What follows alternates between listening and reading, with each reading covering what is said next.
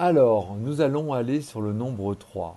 Alors, on a bien compris pour ceux qui ont vu les autres vidéos, le un, c'est Yang, c'est papa, le 2, c'est Yin, c'est maman, et le 3, c'est l'enfant, issu du un et du 2. Donc on aura compris qu'il y aura cet esprit enfantin, jovial, amuseur, des gens qui sont artistes, créatifs, ils aiment les vernissages, ils aiment les repas mondains, ils aiment Ibiza, les soirées mousses, ils aiment s'amuser.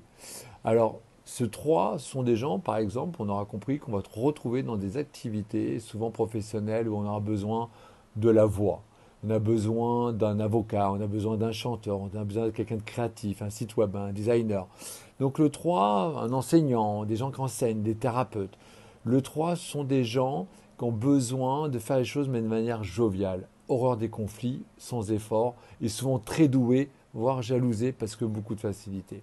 Moyennant quoi, les 3, avec ce côté un peu enfantin, il faudra comprendre qu'ils sont dans l'importance de l'expression orale et de communiquer.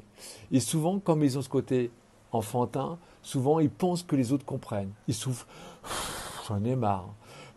Ils ne s'expriment pas. Il faut s'exprimer. Il est bon en tout cas de s'exprimer. C'est pas en levant les épaules ou en soufflant que les autres vont intercepter le message que vous avez apposé.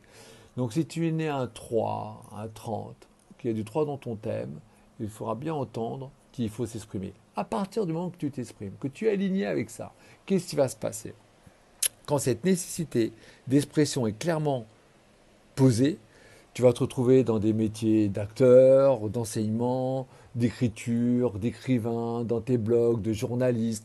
Tu vas être centré dans ce que tu es. Et on se retrouve pour le nombre 4.